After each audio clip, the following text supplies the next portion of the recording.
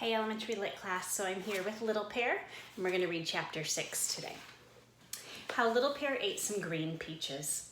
It was a warm spring day. The peach trees along the high road had bloomed and now the trees were laden with small green peaches. The willows were pale green with their feathery new leaves. In the fields, the farmers were working. Water was running swiftly through the ditches they had cut, crisscrossing the fields. These ditches were meant to water the onions, the beans, the cabbages, and all the other vegetables. But the children of the village thought that they made splendid rivers for toy ships. Little Pear and his friend Big Head each had a ship. They were made out of cowling, which is kind of millet. The outside of the stalks can be peeled off in strips, and with these strips and the pith inside, Chinese children make all sorts of toys. Little Pear and Big Head were racing the ships that they had made, but they were sometimes interrupted by the farmers. "Go away," they would shout. "Bad boys, you are trampling on our vegetables." And then Big Head and Little Pear would move away very quickly to a part of the field that was further off and start another race. "Big Head," said Little Pear, "let's pretend that this ditch is the Yellow River. My ship is a junk with 3 sails, and I will race you to the next turn." "My ship has 7 sails," cried Big Head, and he put his piece of cowling in the ditch right beside Little Pear's, and the boat started off down the great Yellow River. The water carried the little boats along rapidly, and the 2 boys ran along the banks, calling out excitedly, "Mine's ahead! No, mine! Mine is now! There goes mine!"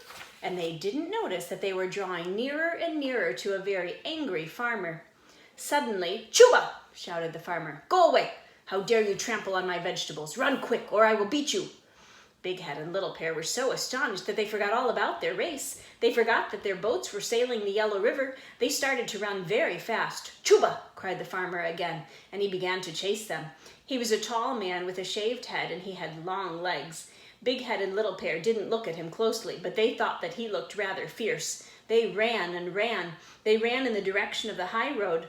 Little Pear looked over his shoulder once, but then he went on running faster than ever because the farmer was carrying a hoe. This made him look more fierce than before. "If we reach the high road," said Big Head between puffs, "we can hide on the other side."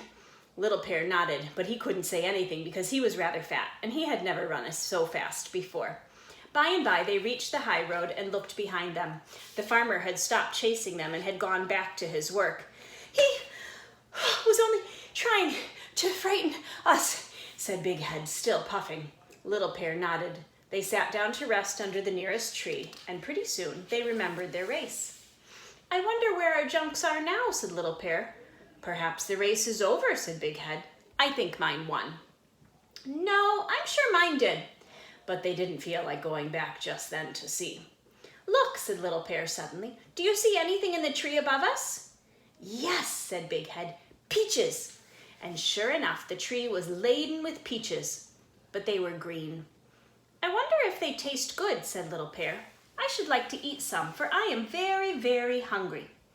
Big Head was a little older than Little Pear and a little wiser. "They would give you a very bad tummy ache," he said. Little Pear sighed. He thought that just one peach couldn't possibly hurt, and he felt hungrier all the time. "Big Head," he said, "I shall eat just one peach, and then if it doesn't hurt me, I can eat some more." Big Head agreed that one peach would probably not hurt anyone, so they found a stick and poked the tree. No peaches fell.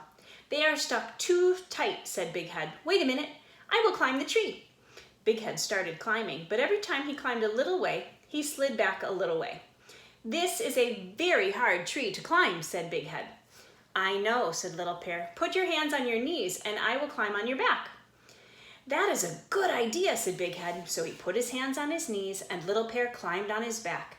And just as Little Pear had gathered 3 peaches, Big Head fell down with Little Pear on top of him. When they were right side up again, they collected the peaches. Big Head said that he didn't want any, not even one, and that Little Pear could have them all. "But be careful," he said. "If the first one hurts you, do not eat the others." So Little Pear ate the first one carefully while Big Head watched him anxiously. "Does it taste good?" he asked. "Yes," replied Little Pear, "and it doesn't make me feel bad at all. I don't think another one would hurt me." So he ate the second. looked at the last one for a while, and it was so small that he finally ate that too. He and Big Head decided that perhaps green peaches were good for children. But later in the day, Little Pear's mother said to him, "You do not look very well." And when he wouldn't eat his supper, which was steamed dumplings stuffed with cabbage with bean sauce, she said, "This child must be ill." Then she put him to bed. All night long, Little Pear tossed and turned in his far corner of the wide, hard bed. In his sleep, he kept talking about fierce farmers and peaches and the Yellow River and junks and a hoe and peaches, and he was very ill.